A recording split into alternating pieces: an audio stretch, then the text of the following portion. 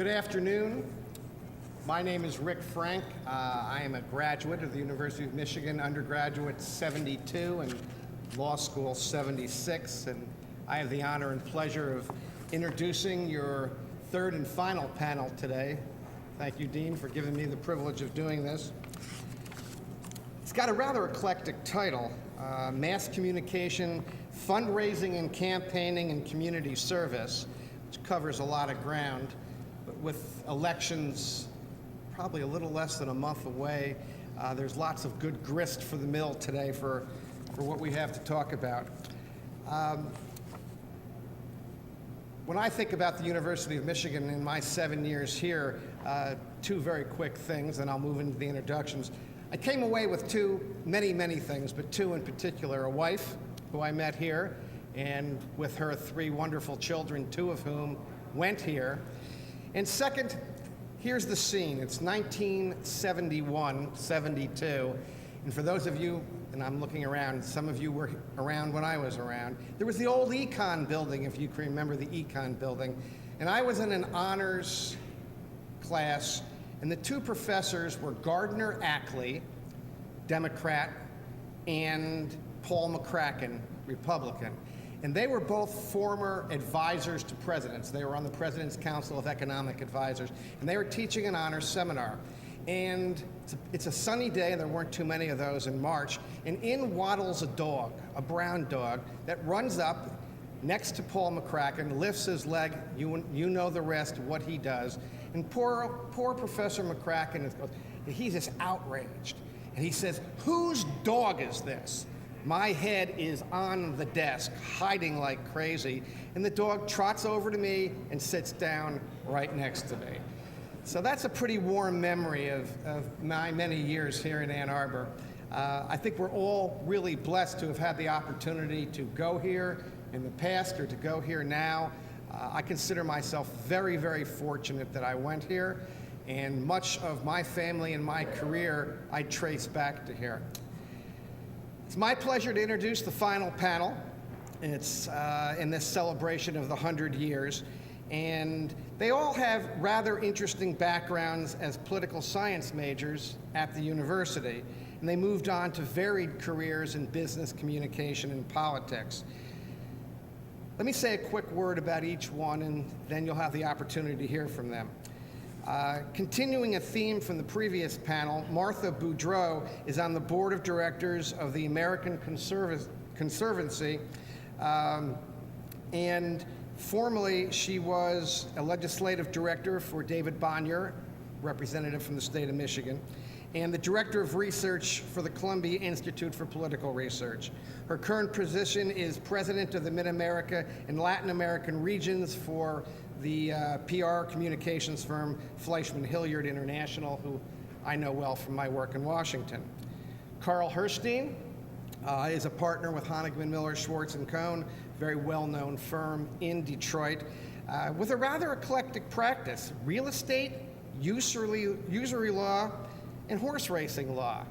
So that's certainly a little bit out of the ordinary. He's a Yale Law School graduate who spends his time on serving on the board of the Michigan Supreme Court Historical Society and the Sphinx Organization. His predecessor as chair at the University Musical Society Board is Clayton Wilhite. And now ostensibly retired, Mr. Wilhite was the CEO for the CFI Group with worldwide responsibilities. And then it says here, though retired. We need to make up our minds. Is he retired or not? I'd say no. Though retired, he continues to help with multinational new business opportunities. And prior to joining CFI, he spent 27 years in consumer marketing and communications, primarily through the advertising industry in the US, the UK, and Australia. The model of the student athlete as an undergraduate, he graduated with honors and, most importantly, was a member of the 1965 University of Michigan Rose Bowl team. Let's hope that there's a 2011 University of Michigan Rose Bowl team. Diana Rogel turned her political science inclinations into becoming a leading Democratic political fundraiser and operative for more than 15 years, playing a key role in Democratic campaigns during each of the past 9 consecutive political cycles. She is a founding member of the Ashmead Group, a political fundraising and strategy consulting firm in D.C. that designs campaigns for a wide range of clients, including nonprofits, Fortune 50 companies, etc. Julie Rovner. You may not know her face, but you know her voice.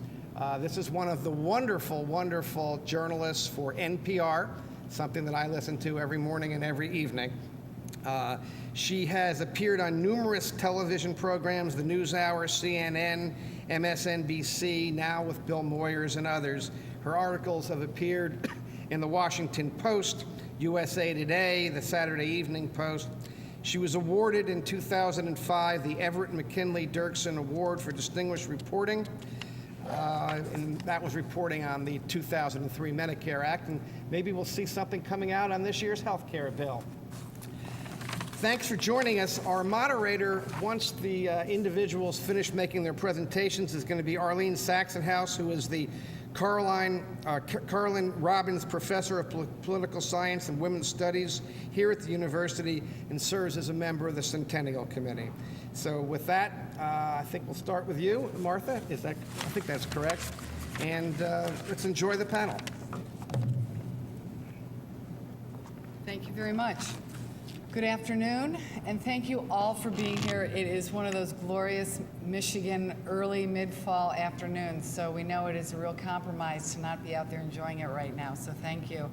I'm Martha Boudreau, and I work with the international communications firm Fleishman Hillard. I'm in the Washington office, but Fleishman has 80 offices around the world, so our client base is extremely diverse. We work with many, many well-known brands from AT&T and General Motors right up to the government of Brazil and the government of Turkey, and lots of consumer brands, including Pepsi, Gatorade, and on and on and on. So we're a large firm. And the Washington office is a big office. Most of the work that we do there is in what we call the public affairs area, having to do with policy. But we are not lobbyists. We do not lobby. We are communicators, and we believe in the power of communications to affect change, to move people to change minds. And that's what I do every day, is use communications as a tool to help our clients achieve their objectives. But I am a graduate of the University of Michigan as a political scientist. And my interest in political science started as a young girl, similar to Judge Wilder saying that he started at Buckeye Boys State. I started at Michigan Girls State as a very young girl. My mother sent me off. I was like, yeah, whatever.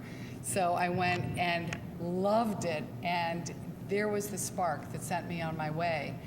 I came to Michigan as a junior and immediately started participating in the summer intern program, not Michigan and Washington, which is during the spring semester. That didn't exist when I was here, but rather the public service intern program, which is a summer program.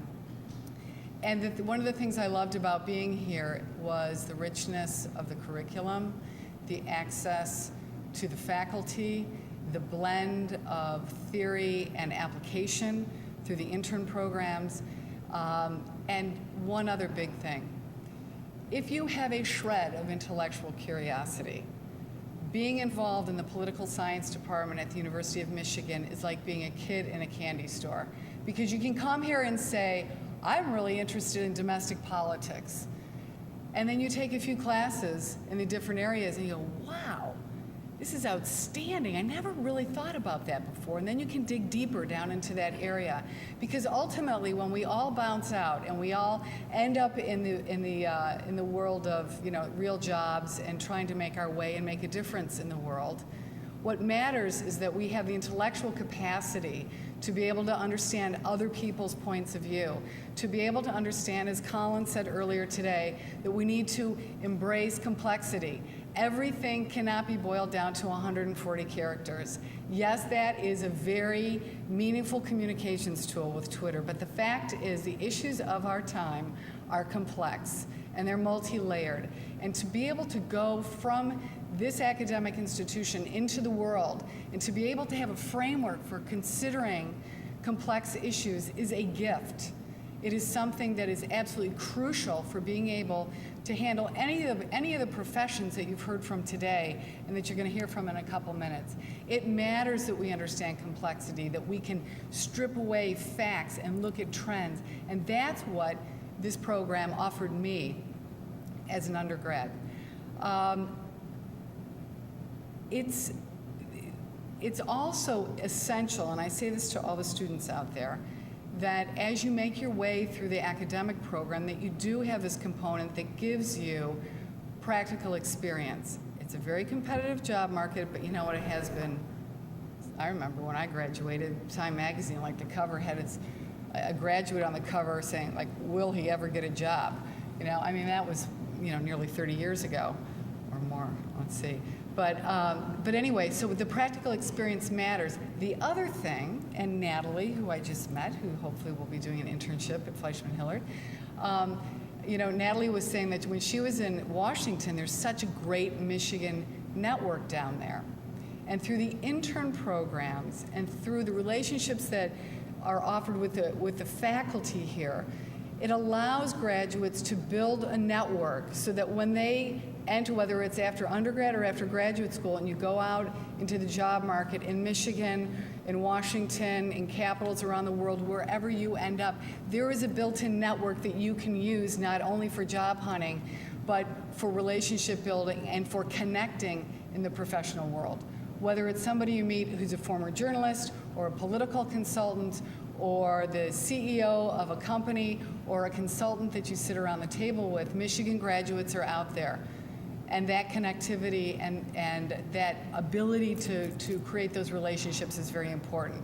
So that's, there's a lot that I can echo that was said earlier today, but that's one thing I wanted to emphasize as well, is for the students, really build on that network.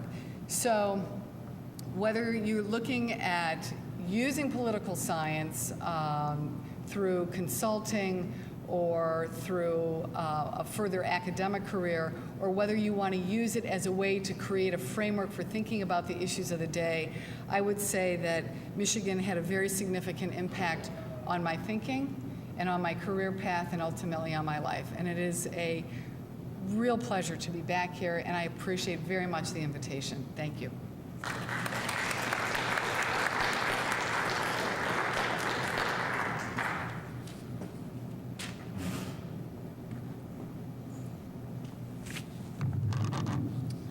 Thank you, everyone. What an enormous pleasure it is to be invited to this group with very distinguished members from public service, lieutenant governor, nationally known journalists, leaders in the media and various other fields.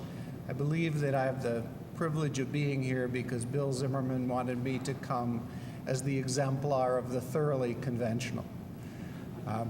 I attended Michigan political science, hoping to go to law school, which I did. I believed that training in political science would be a wonderful grounding for being a lawyer, which is what I always wanted to do. And indeed, I felt that it was. I had a wonderful experience at Michigan. I was tremendously privileged to go to this wonderful school and to learn the many things that I did, which prepared me for a career which, although conventional, gave me an opportunity to do many of the things that I had studied about in the political science department.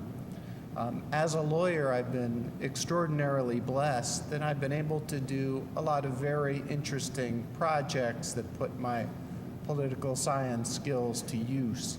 So, for example, in much of my practice, I've been involved in doing a lot of public-private partnership projects in the city of Detroit, such as the riverfront apartments, the renovation of the old Wayne County building, the original Trappers Alley project, and so forth.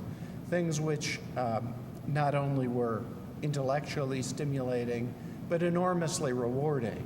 And so one of the messages that I would like to convey to you is that it's not necessarily the case that you need to engage in a career devoted entirely to public service in order to do public good.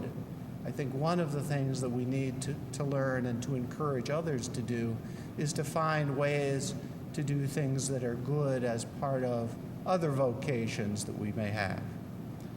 Another thing that I learned from my career at the University of Michigan in political science was a love of research and learning and studying. I had the great pleasure of being in the honors program here at U of M and worked on an honors thesis, and I've tried to carry that forward throughout the rest of my time since school. And so I've done a great deal of writing and research independently in the legal area since I graduated from school. It's a lifelong love, and it's another way that one can give back to the greater community by learning more about the area in which you're engaged and hopefully describing it and leaving a record of it that will be valuable to others. And that's another aspect of what political science training at Michigan meant to me, because I had the great good fortune to study a tremendous amount of theoretical material, particularly in connection with my honors thesis. And I've always felt it's been a great privilege for me to be able to try as someone in a practicing profession to combine the theoretical learning that I got at the university with the practical skills that I've hopefully picked up in my years of practice, and to combine them together in ways that will be meaningful for other people. And then, of course, I developed through my days at the university a love of being involved with activities. I was a member of the LS&A student government when I was here, running on the action mandate label. And although I haven't been involved in politics, and I haven't been a community activist in the sense of being out on the street, I've been an activist, I think, in sort of the great American Tocquevillian sense of the term, participating in many wonderful community service activities, a couple of which were mentioned. I've been privileged to serve on the board of Catholic Social Services, which is a group here in Washtenaw County that provides an enormous amount of good for members of our community in need, to serve on the board of UMS, as was mentioned, as Clayton Wilhite did, which does so much for the arts in our community, to be involved in the Michigan Supreme Court Historical Society. Michigan, as in so many things, has an under-recognized and underappreciated history in law and jurisprudence that needs to be understood and celebrated, and I feel very fortunate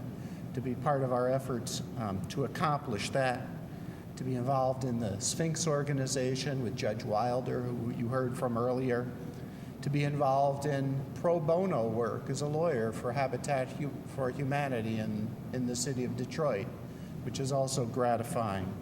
Finally, to work in connection with the activities for my children's school and in our parish. All of these things, I think, are activities that carry forward the spirit of involvement and activism that I learned at the university.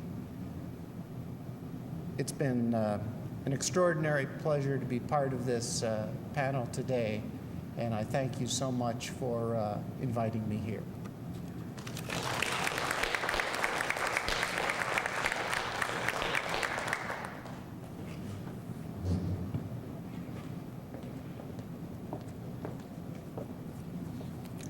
Hi there. I'm Diana Rogel. I graduated in 1990. It's a great honor to be here today, and a real opportunity, I think, to take a second to sit and think about how you ended up someplace. And I think in a modern, busy career and society, you don't often have a chance to sit and think about what brought you to where you are. And so this has been a nice luxury for me, at least, to have that chance. So as you all heard, I'm, I think, what could be politely described as a professional political operative. It's not necessarily something that's been a long time career path for people. I started working on campaigns almost immediately out of college. and worked in a variety of different capacities, U.S. House races, Senate races. I spent a number of years working as the top political staffer for the Democratic caucus of the U.S. Senate, and that was an incredible opportunity. I've worked on presidential campaigns in a number of different capacities, and I can get into that in a second. I currently consult. I have a fundraising and political advocacy consulting business. We represent 6 U.S. senators, 4 governors, a number of House members, a lot of political and progressive organizations, issue advocacy groups, and a whole variety. And that lets me, sort of get involved in a number of different things that I'm also passionate about. Things I've learned from this sort of career path. Number one, that is actually a career. Unlike something my parents used to wonder, when are you going to get a real job? It actually is a real job, and it's a great opportunity to be a public servant without necessarily being an elected official. I think that's something that other people have touched on today, and an important, thing to focus on. But there's also, and you can argue whether or not it's right or wrong with the sort of rise of a modern campaign and the 24/7 news cycle and the expensive campaigns. It requires a different level of professionalism, and the political consulting profession is something that's really grown and matured even since, I've been out of school. It used to be that people kind of came in and out of the profession. It wasn't necessarily something that was well known as an opportunity for people to pursue professionally. And it's really grown, and I think become professionalized in a way that's really positive, and people are supportive and nurture and mentor young people coming into the business in a way that didn't exist 20 years ago. So that's one piece. It's important, I think, to note for people that there's 50,000 elections every year at the state and local level, and all of those are important. They affect people, they matter, and for those to be run professionally is an important thing for people to have the right kind of support as they're getting started. And it's a process of getting people and recruiting people into these positions. Very often, people who are not active and have great experience to offer to the in public policy don't always know how do I get started? What do I do? There's no guidebook, there's no instruction manual. Well, there is now, I think, a greater informed set of people who can help guide really great, future public servants and political elected officials. The other thing that I've really learned is that, as Mr. Zimmerman said earlier, there is a lot of cynicism and distrust of elected officials, and comments about it's a broken system, what can we do to fix it? My experience has been really, really different. I've worked with all kinds of people at every different level, and I've always been just really inspired and moved by their dedication and their interest in making a difference, whether or not it's an elected official running for office, whether or not it's somebody who's an activist running an issue organization and running a political campaign that's, any kind of a ballot initiative or something else. People are passionate about being involved in the process. And I find that engagement really inspiring and motivating, and I think it really appeals to the optimistic nature that I have, and I'm optimistic about our future as a country because of that engagement that people have. So that for me has been a really important part of my career post-college. In terms of how has my U of M political science degree informed and enhanced my career, I think that it's almost impossible to have gone to the University of Michigan and be involved in the political science department here and not be inspired by the history and the activist history of University of Michigan. I think Colin, commented a lot of that earlier, and you can't, you just like by osmosis engage in that, and I think that that's something that that really piqued my interest as a student. I was always very politically active. I was a congressional page when I was in high school, and but when I looked in the career guide, at the center about what I could do, this wasn't a career that people talked about, but I just tried to figure out a way to make it work. And next thing I knew, I was working, and it was an important piece. But the history and the engagement of students and the history here at University of Michigan really made a huge difference. The other piece was really, a number of the classes that I took that emphasize the importance of civic activism and how just being involved politically for social justice, for on issues that make a difference to you, they affect people, and the people that we elect make a difference. It's not just a game, as a lot of, sometimes now the sort of political engagement is viewed very much as a sport. Who's winning, who's losing, who's up, who's down. It's described as a horse race. I don't take it that way. I think that for me, a lot of what I learned here helps me view it beyond just a sporting event. It is something that makes a difference. It makes a difference who's elected.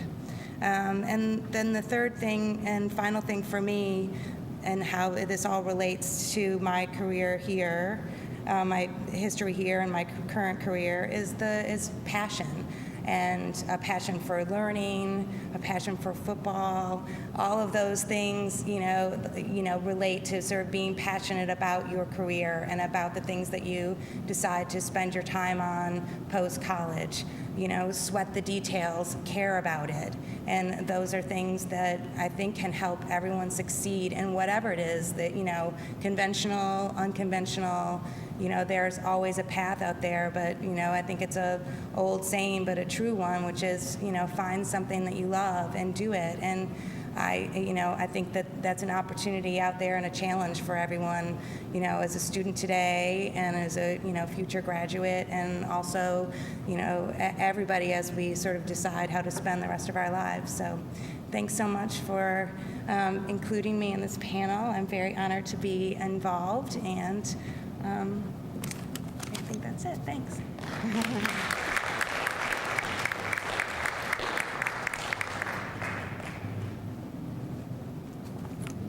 Thank you. I want to thank the department for asking me to make the extreme sacrifice of coming to Ann Arbor on beautiful October weekend that the Wolverines are playing the Spartans. That was a real tough decision to make. I think I'm a little bit different from a lot of the people who are here, in that I was, rather than coming here and studying political science and deciding that they wanted to go to Washington, I was actually born in Washington, D.C., raised there. I came to Michigan specifically to study political science and then to go back to Washington. So that wasn't any kind of a decision. I also came here to work on the Michigan Daily. A little more about that in a minute. This is actually my 30th anniversary year of my year of graduation, which makes me feel old. What makes me feel older, however, is the fact that even though I printed this in 16-point type, I still need my reading glasses. So I know it's actually my 30th anniversary. I'm going to tell you a little story about something really dumb I said on the air a couple of weeks ago. It was in the context of a big series that I did. I'd been working on medical education. Now, this is a long-time interest of mine, how we're going to build the primary care workforce of the future, and what in particular the new health law does to facilitate that. There's been a long-term trend towards today's medical students wanting to become specialists rather than primary care doctors. I actually went to Maine to do this series. And it's not just because of the money, but for lifestyle reasons too. And in the context of describing this, I mentioned in passing that a lot of today's medical students want to go into radiology because radiologists, quote, look at pictures all day. Now, I did not mean that literally, and a lot of friends of mine who are doctors said that when they heard me say that, they knew I didn't mean it literally. But actually, if you want to hear my rant about radiologists, my real rant about radiologists, I'll tell you that later separately. But needless to say, the nation's radiologists were not amused, and this was on All Things Considered, which has a listenership of something around 12 million. And it turns out that the radiology community, since they obviously have extra time on their hands just looking at pictures all day, launched a letter writing campaign complaining about my description of their workday. Now, most of these letters I simply ignored. Obviously, when you have that many millions of listeners, somebody's going to take offense to something you say pretty much every day. But one of those letters really got to me. It detailed this particular radiologist's academic achievements. Well, of course he had to be at the top of his class. Those are the only ones who get to be radiologists, and that's what they all want to be. Then he took a swipe at the fact that all I have is my, quote, lowly bachelor's degree in political science from the University of Michigan. Well, he may be able to read an X-ray or a CAT scan or an MRI, but I bet he can't read a Supreme Court brief or the U.S. Code or the new health law. And frankly, which affects his livelihood more? In some ways, I'm actually a little bit of an imposter here. Even though my diploma says so, I didn't really major in political science. Like many of my closest friends from Michigan and my 82-year-old mother before me, I really majored in that thing down the street, the Michigan Daily, where I was the managing editor in 1979 and 1980. But even though I always knew I wanted to be a journalist, and it was pretty hard not to growing up in a house where your mom worked for the Washington Post during Watergate and your dad was in politics, I got some very sage advice from then Washington Post managing editor Howard Simon. He said, go to the best school you can find with a daily paper, then work on it and major in anything you want to other than journalism. And I have to say that, obnoxious radiologist notwithstanding, my undergraduate political science degree has served me incredibly well in my career. As a junior, I took constitutional law from a visiting law professor from Purdue, in fact, who taught it like a regular law school class. That means we got the case book, we briefed the cases, he used Socratic method, he called on us, he not only called on us by name, he graded us on what our answers were. It was the hardest class I had in my entire university experience, and it was the best, and I got an A. And it was the A that I worked for the hardest in my entire university experience. The next semester, I took the legal process from that same professor, and I can't tell you how, to this day, I still rely on what I learned in those two classes alone. As these cases are now making their way through the courts, challenging the new healthcare law, I need to know everything I learned in those two courses, and I'm using it. As I say, of course, growing up in Washington with a mother in journalism, father in politics, I came to Michigan already thinking I knew everything about politics. And I still run into John Kingdon, from whom I took my legislative politics classes. I believe the lieutenant governor said he did too. He's now in Washington, and sometimes I think he's forgiven my obnoxiousness when I was 19, since I seem to have come out okay. But you don't have to move to Washington to get the most from an education in political science. I think, as Colin pointed out so ably this morning, one of the perks of my job is I get to travel around the country a lot, and not always to, the garden spots. In the last couple of election cycles, I've been to places like Tennessee and Missouri and South Dakota to cover stories. And as we now have been told repeatedly, political science is really not just understanding how Washington works, but how the world works. And I think if more of us actually knew that, maybe we wouldn't fight quite so much, except on the football field. So go Blue. I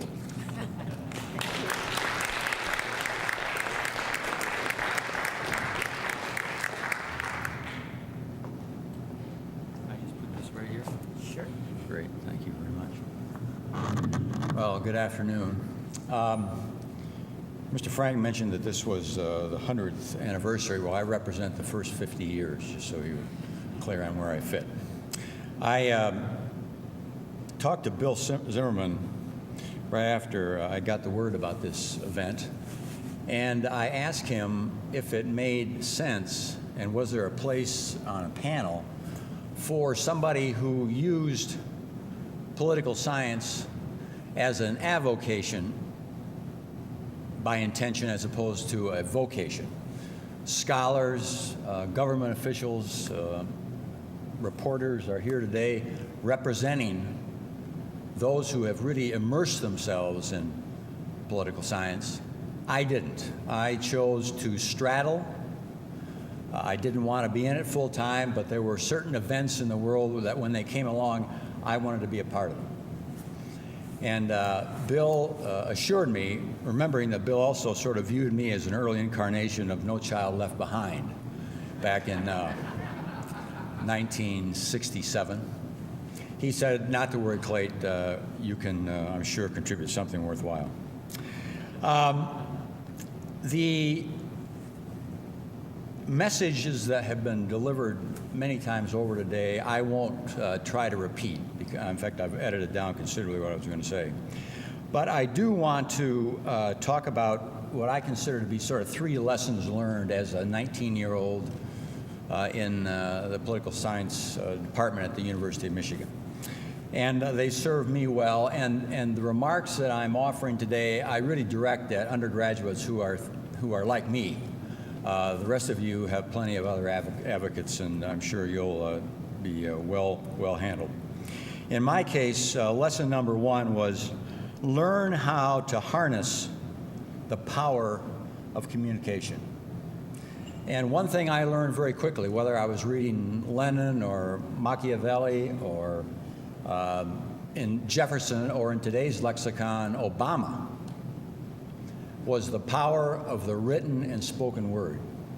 And if I was going to be successful in whatever my career turned out to be, I was pretty sure that I had better learn how to do that. And I would not, with all due respect to English literature, I would not have arrived at that point had it not been for political science. Secondly, and pardon the bad English, but remember that nobody's not interested in politics. And that was important because as we move through life on our own individual paths, we come across a number of people and a number of opportunities to, by our own definition, succeed or fail in accomplishing something that is going to require that individual's help and maybe even encouragement.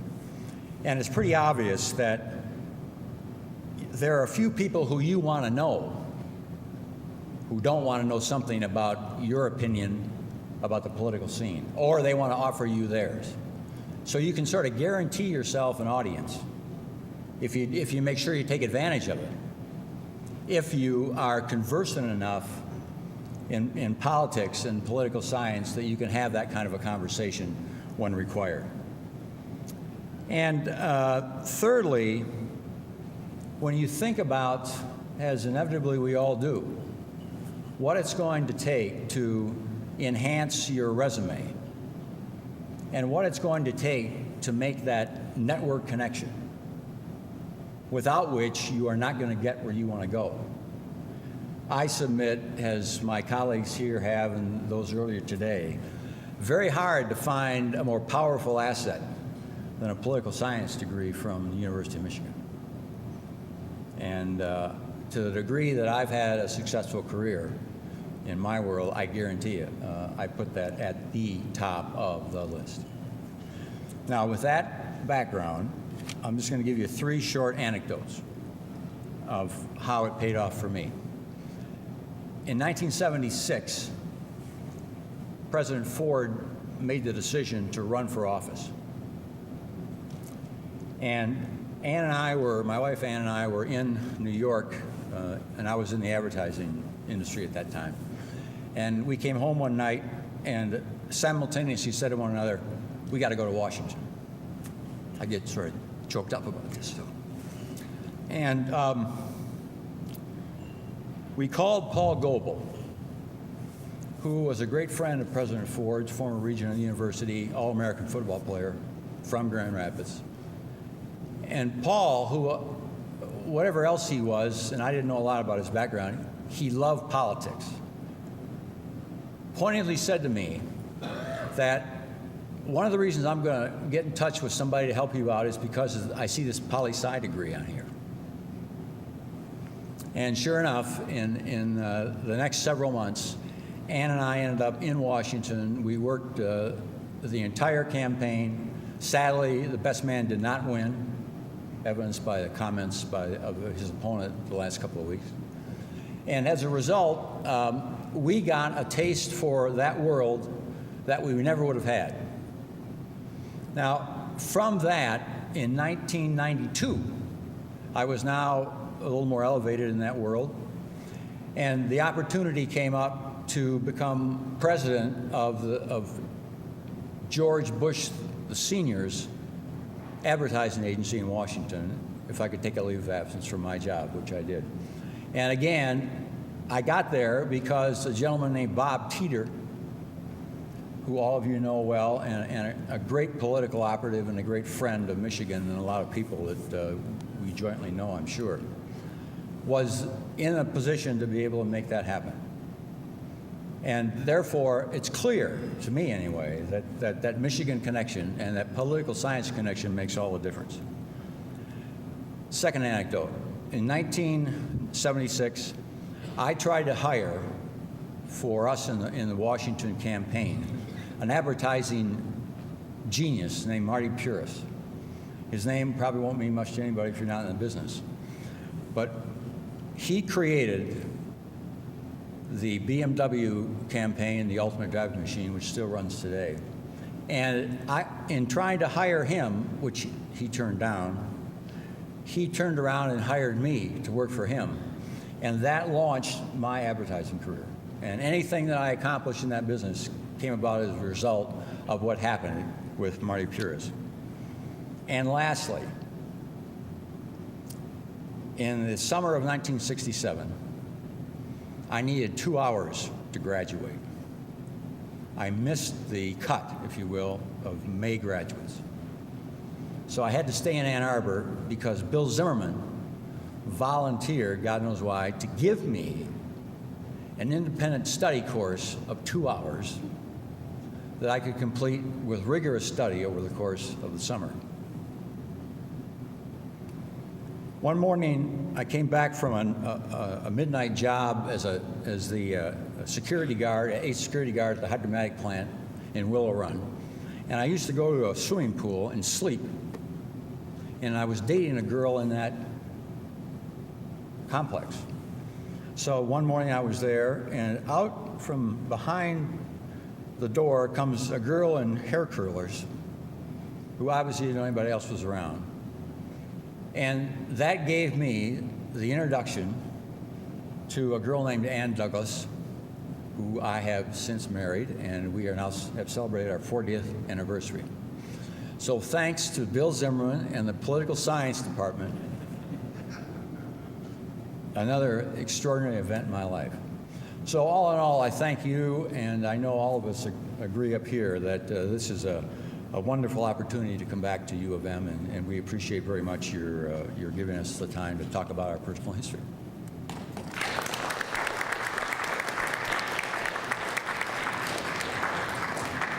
Okay, are there questions or responses?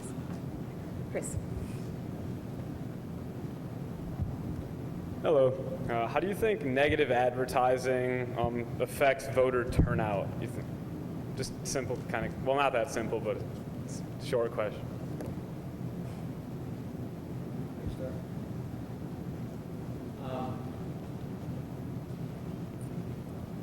There's little doubt from what research I've seen that people prefer, all things being equal, to hear a positive message from a politician. Sorry? On the top. How's that? There we are. Prefer to hear a positive message from a politician. The reality of life is that, in politics at least, it is very hard to avoid the negative power of criticism. And most of the time, sadly, that criticism tends to have a highly leveraged effect against the particular individual who is the recipient of it. So I'm afraid we're going to continue to see a lot more of it than we would like. But I would applaud anybody who can get up and continue to push for the other, because that's where I think we prefer to be as individuals.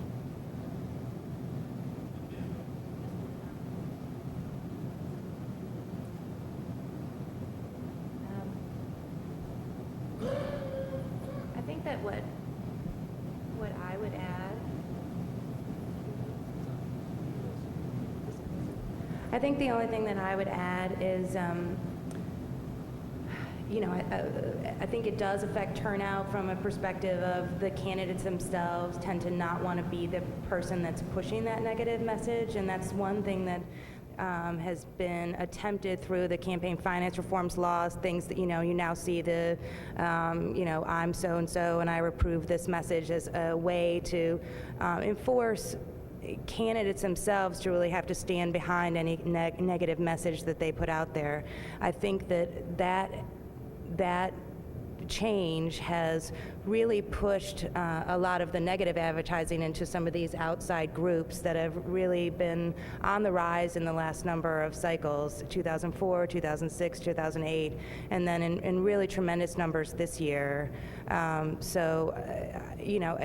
think it remains to be seen, this year what the turnout is and how that affects voter turnout, but it does matter who the messenger is, and so that's why you see often negative advertisements, in fact, like very aggressive negative advertisements being done by someone else.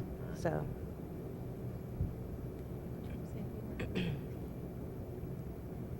Any, sorry, Rob.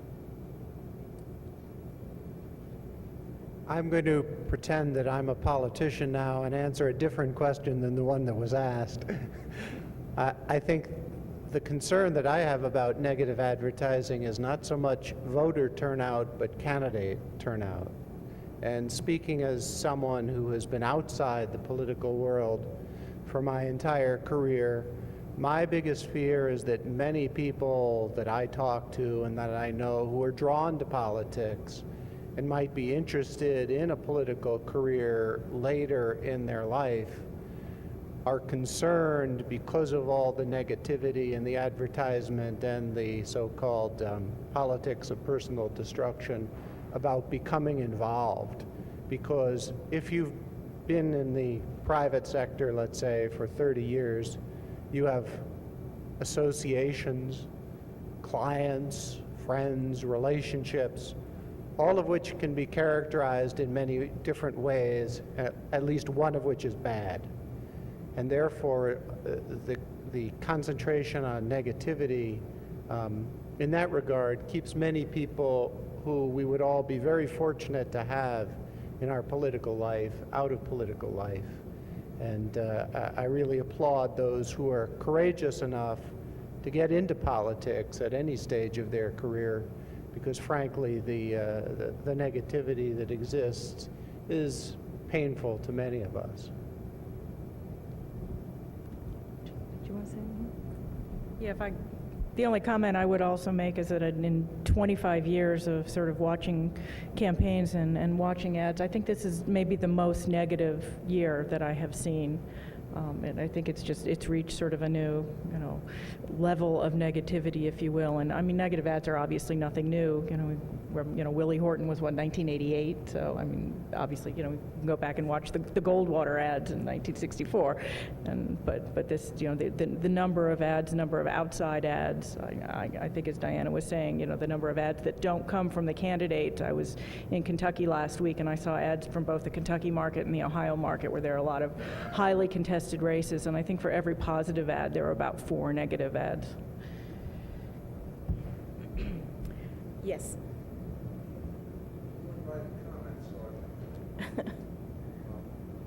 On the last 2 panels, everything I've heard has been interesting and valuable, but I haven't heard about those who want to participate in the political process on an avocational basis and not a vocational basis, because they really enjoy politics, but they don't have the time, the inclination, the finances, the family, the student loan has to be paid off. And my wife and I found through the years that by being willing to work for candidates we really liked, and for candidates who knew we weren't looking for anything, we weren't looking for office, we weren't looking to go into electoral politics for ourselves, that we were able to participate meaningfully. My wife became a very experienced scheduler, on both for congressional candidates, mayoral candidate, usually losing candidate, Soapy Williams, when he ran for senator, even for national candidates.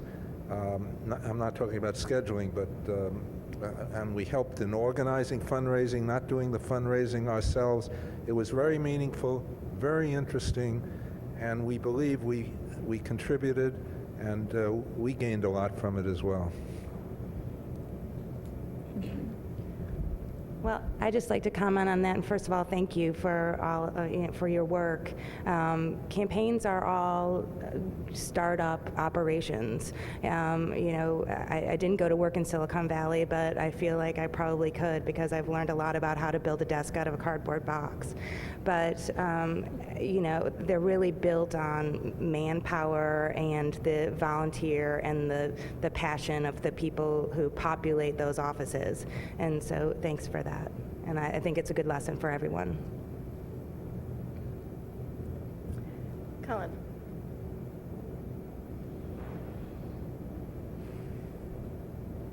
Hello, all of you. Thank you so much for being here with us today. It's just great. One wonderful panel. I actually had a sort of corollary question to the earlier one, which is the barrier to entry for qualified individuals or passionate individuals to elected office because of the cost of campaigns. Now, Diana, I know you mentioned that's a whole sort of ball of wax that maybe it's not worth getting into, but I do think it's worth maybe getting some comments and perspectives about that.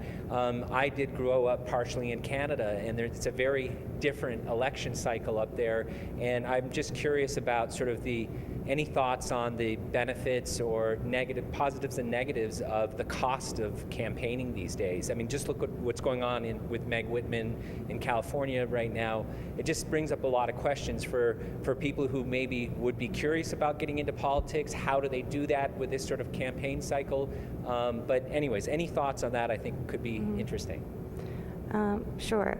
Well, campaigns are very expensive, but I think that what I always talk to people about when they first come to me and say, I can't do this, I don't know where to start. It's like starting any project. We start with who do you know, and you build concentric circles and you build relationships, and it's a lot of hard work. It's nothing that's very glamorous. It's it's a lot of time spent with in a probably windowless room, so with a lot of whiteboards and lists and Rolodexes. And this was I started pre-internet, so the kids that work with me now don't even know how lucky they are. But I don't really have a great answer for how to ease the barrier for entry. This is something that Jenna and I talked about a few weeks ago when we were together, about how does someone who's new, who doesn't have that opportunity, break through. And the internet is helpful in that. It helps create an equal playing field for a candidate that has a message that resonates. And I think that there just has to be new techniques that are developed. But the basic principle for, say, a congressional campaign and above is just a lot of time, networking, using, a lot of things that Clayton talked about, relationships from every part of your life, people you went to college with, people you went to high school with, people who are, in similar careers, and really managing those relationships over time, and then learning to ask and explaining to people. I think that one big piece is it's hard to say, will you write a check that has my name on it, and have that not seem personal, like that you're gonna take it and run off to Mexico with it. I think that what I really talk to people about is, remember that you're asking people to invest in their future. You're a vehicle, and the work that you're doing is a vessel for their hopes and dreams, for things for their kids, that a shared goal. And once we get beyond that, then it's usually something that's possible.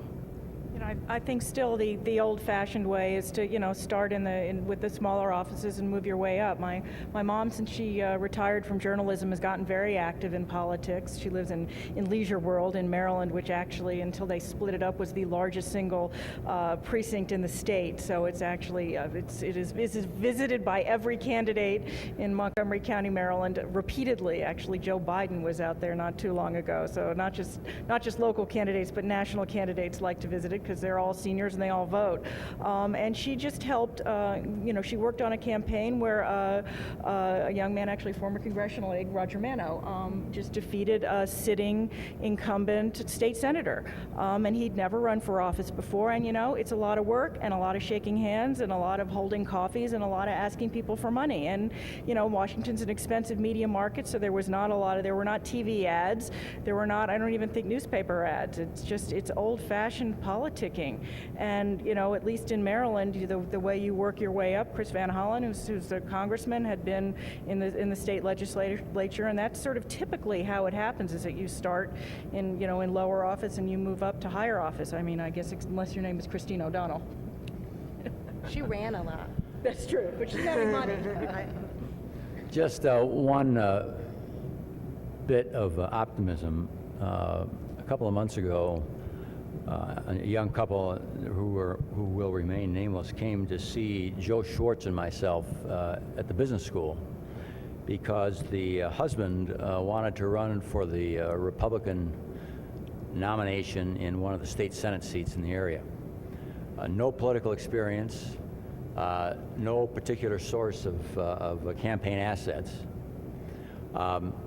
only an enormous desire to give themselves and what they hope to be their constituents a chance to make a difference.